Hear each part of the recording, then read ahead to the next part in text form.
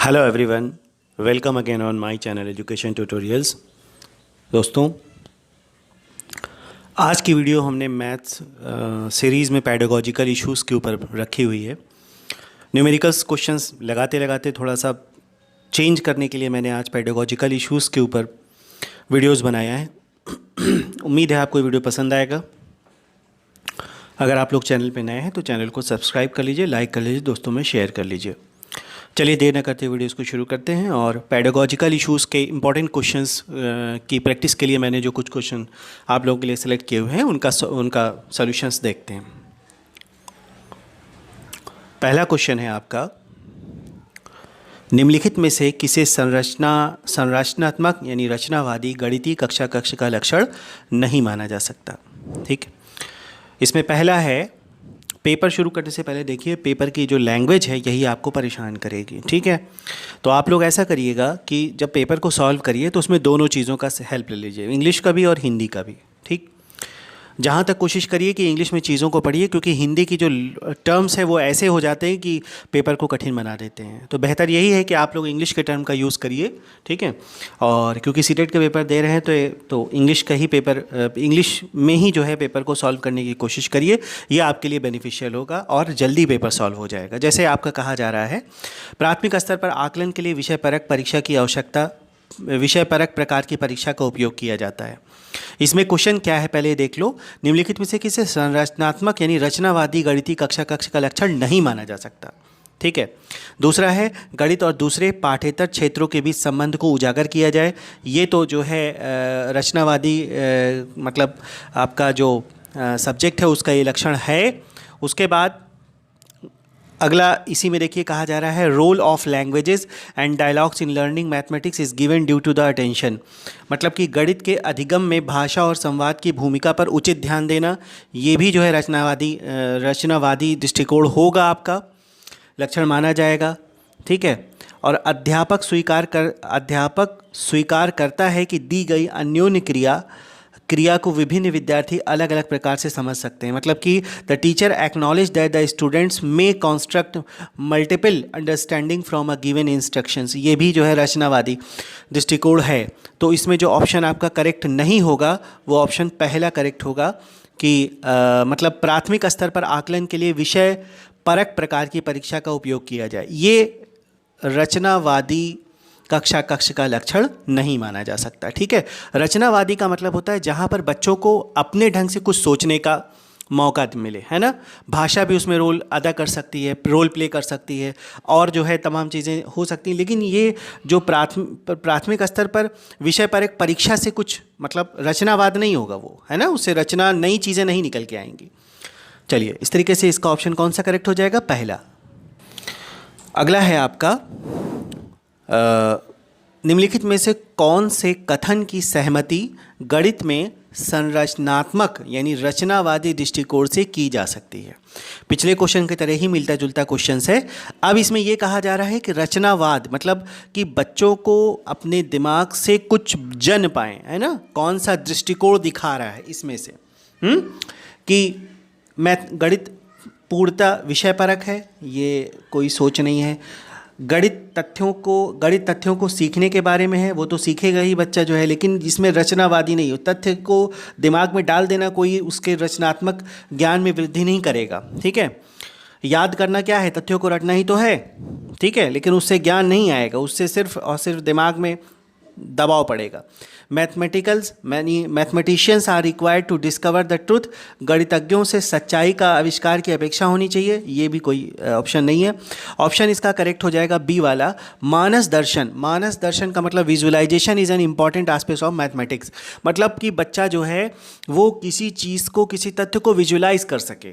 ठीक है, रचनावादी दृष्टिकोण जो है वो मानस दर्शन जो है वो गणित का महत्वपूर्ण पहलू है, मतलब कि विजुलाइज कर सके। पियाजे जो है ये बात मतलब बताई कि बच्चों द्वारा की गई गलतियां जो हैं वो ये बताती हैं कि बच्चा कैसे सोचता है। उसके सोचने का अगर आपको एक ढंग देखना है तो वो जो क्वेश्चंस दो, अगर वो गलत करता है तो उसकी सोच देखो, वहाँ से वो पकड़ी जा सकती है। ठीक है, तो गलती करना जो है वो बहुत ही मतलब अच्छी चीज़ मानी गई है बच्चों में, है ना, ताकि वो जान सकें कि क्या सही है, बच्चों के बारे में ठीक से अध्ययन किया जा सके। चलिए अगले क्वेश्चंस पे आ जाइए। तो इसका ऑप्शन कौन सा करेक्ट हो जाएगा? बी वाला ऑप्शन करेक्ट हो जाएगा। अगला है आपका, निम्नलिखित में से कौन सा क्रियाकलाप बच्चों में त्रिविम, मतलब त्रिविम का मतलब होता है three dimensional, which of the following is the best development spatial understanding among the childrens. तो इसमें जो है क्या कहा जा रहा है? चंद्रमा के उदय होने का समय लिखना नहीं, संख्याओं की संख्या रेखा पे निरूपित करना नहीं, बोतल के ऊपरी दृश्य को चित्रित करना, ये जो है आपका थ्री डायमेंशनल जो है विकसित करने में मदद करेगा। ठीक है, इस तरीके से इसका ऑप्शन कौन सा करेक्ट हो जाएगा? सी वाला। चंद्रमा के उदय होने का समय लिखना नहीं हो सकता बिल्कुल भी, संख्याओं को संख्या रेखा पे निरूपित करना नहीं, यहाँ पे कहा जा रहा है त्रिविम समझ को विकसित करना है ना। तो उसके पास जो आसानी से अवेलेबल बोतल है, मतलब पानी पीने की बोतल या कोई भी बोतल हो सकती है, उसके टॉप व्यू को वो दिखाएगा। ठीक है, तो उसको जो है वो उसका थ्री डायमेंशनल जो फिगर है वो उसका डेवलप करेगा, ये चीज़ जो है होगी। अगला है आपका, गणित के अधिगम के संबंध में निम्नलिखित में से क्या सही नहीं है ना। गणित के अधिगम के संबंध में क्या सही नहीं है, ये भी इंपॉर्टेंट है कि आप क्वेश्चन को ठीक से पढ़िए। अब इसमें क्या सही नहीं है बताइए। गणित मतलब पहला है इसमें, student socio economic backgrounds impact their performance in mathematics. ये तो आपका करेक्ट हो जाएगा।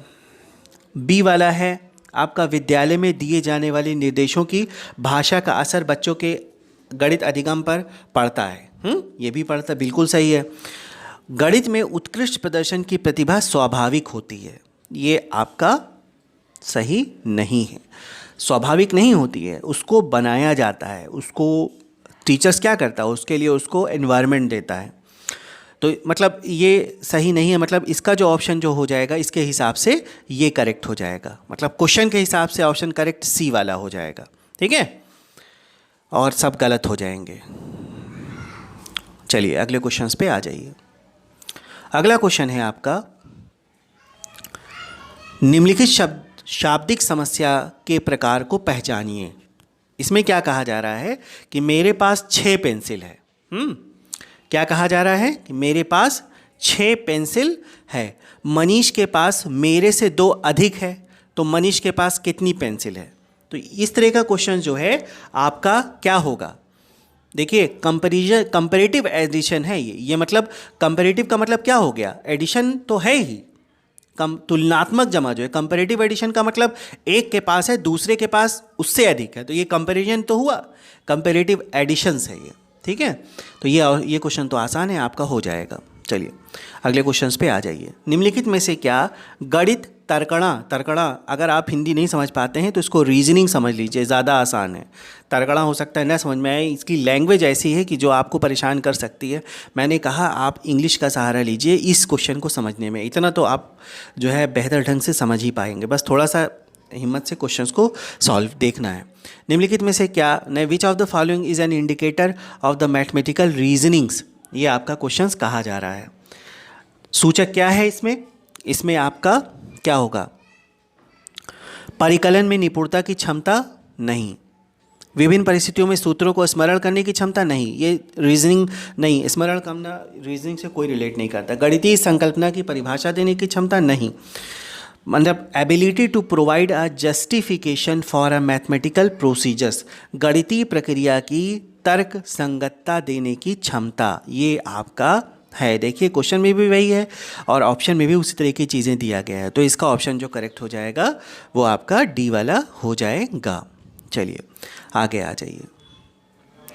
निम्नलिखित में से कौन सा कथन सही नहीं है, ये कहा जा रहा है, ये मैथ्स टाइप के क्वेश्चन है। इसमें आपको क्या करना है कि ये बताना है कि कौन सा आपका सही नहीं है। चलिए क्वेश्चंस को पहले पढ़िए, अध्ययन करिए। कहा जा रहा है a prime number has only 2 factors, एक प्राइम नंबर्स के 2 फैक्टर होते हैं, सही है। तो इसमें कहा जा रहा है ना कौन सा सही नहीं है। चलिए 2 फैक्टर होता है प्राइम नंबर का, या तो खुद का नंबर होता है और या 1 से कटता है। एक अंक वाली केवल 4 अभाज्य संख्याएं हैं? नहीं, ये सही है। उसके बाद आपका option all prime numbers are odd numbers, नहीं, all prime numbers are odd numbers, ये आपका सी वाला ऑप्शन गलत हो जाएगा। ठीक है, all prime numbers are odd number नहीं। जैसे 2 जो है वो सबसे छोटा प्राइम नंबर है, 2 जो है वो सबसे छोटा प्राइम नंबर है, लेकिन ये इवन नंबर है, ध्यान रखिएगा। 2 जो है इवन नंबर है, क्योंकि 2 से 2 कट जाएगा एक बार में, है ना, तो ये ऑप्शन आपका करेक्ट नहीं होगा, सी वाला ऑप्शन। चलिए, कह रहा है कि गणित के प्राथमिक पाठ्यक्रम में प्रतिचित्रण मतलब मैपिंग जो होती है का परिचय देने का मुख्य प्रयोजन, मतलब बच्चों को हम जो प्रतिचित्र या मैपिंग उनको कराएं गणित में, तो उससे देने का क्या वजह है, नहीं उनको क्यों हम मैपिंग कराएं या उनको मैपिंग क्यों दिखाएं, इससे बच्चों का क्या होगा। इससे बच्चों का 3D to promote the spatial thinkings, ये सही है, मतलब विचार क्षमता जो है वो भी विकसित होगी। ठीक, अनुपात विश्लेषण को प्रोत्साहन, ये भी हो जाएगा। ठीक है, क्योंकि वो 2 चीज़ों 3 चीज़ों में अलग अलग छोटा बड़ा देखेंगे तो उससे उनका अनुपात विवेचन जो है वो प्रोत्साहित होगा। विषय को सरल एवं रुचिकर बनाना और गणित की नीरसता को समाप्त करना। ठीक, तो इसका जो ऑप्शन जो करेक्ट होगा वो ए और बी करेक्ट होगा। ठीक है, नीरसता को समाप्त करना नहीं और विषय को सरल रुचिकर बनाना नहीं। ठीक है, इसका ऑप्शन जो पहला और दूसरा है वो करेक्ट हो जाएगा। चलिए अगले क्वेश्चंस पे आ जाइए। अगला है कि कक्षा, बहुत ही बढ़िया क्वेश्चन, कक्षा 2 का छात्र जो है वो 44 लिखने को कहा लेकिन उसने 404 लिख लिया, है ना। अध्यापक के रूप में आप इसे कैसे कहेंगे? ठीक, क्योंकि देखिए इसमें क्या कर सकते हैं, उसको उस समूह में रखेंगे जो सही लिख रहा है, इससे कोई फ़र्क नहीं पड़ेगा क्योंकि उसको अधिगम तो होगा ही नहीं। उन्हें सही उत्तर प्राप्त करने के लिए कहेंगे, अगर सही उत्तर उनको आता होता तो गलत थोड़ी जानबूझ के करेंगे। उनकी कॉपी में सही उत्तर लिख देंगे, इससे भी अधिगम नहीं होगा। उनको मूर्त पदार्थ दिखाइए। मूर्त पदार्थ का मतलब कोई चीज़ लीजिए, चाहे वो पेन ले लीजिए, चाहे वो कोई भी चीज़ ले लीजिए, कटर ले लीजिए या उनके पास कॉपी ले लीजिए, उससे उनको दिखाइए कि 44 क्या होता है और 440 क्या होगा, चाहे 404 क्या होगा। ठीक है, उन्हें मतलब explain the principle of exchange using concrete materials, concrete materials लेके उनके सामने उस चीज़ को प्रदर्शित करिए, तब उनके दिमाग में ये बात आ जाएगी कि 44 और 404 में क्या डिफरेंस है। ठीक है, तो इस तरीके से ये क्वेश्चंस आपका करेक्ट हो जाएगा। चलिए अगले क्वेश्चंस पे आ जाइए। अगला क्वेश्चन है आपका, सूत्र का प्रयोग किए बिना निम्नलिखित में से किस साधनों या शिक्षण अधिगम सामग्री, मतलब TLM जो है आपका टीचिंग लर्निंग मटेरियल्स, इसमें दर्शाने के लिए कर सकता है कि विभिन्न आयामों वाले 2 आयतों का क्षेत्रफल समान प्रकार के हो सकता है। इसके लिए हमको क्या करना होगा, क्या दिखाना होगा हमें। ठीक है, देखिए इसको आप कैसे कर सकते हो, इसको आप ऐसे कर सकते हो कि आप जो है उनको ग्राफ पेपर दिखाओ, है ना, ग्राफ पेपर और टाइल्स, इस तरीके की चीज़ें। स्केल्स और थ्रेड नहीं, स्केल्स और थ्रेड का यूज़ आप नहीं करोगे इसमें।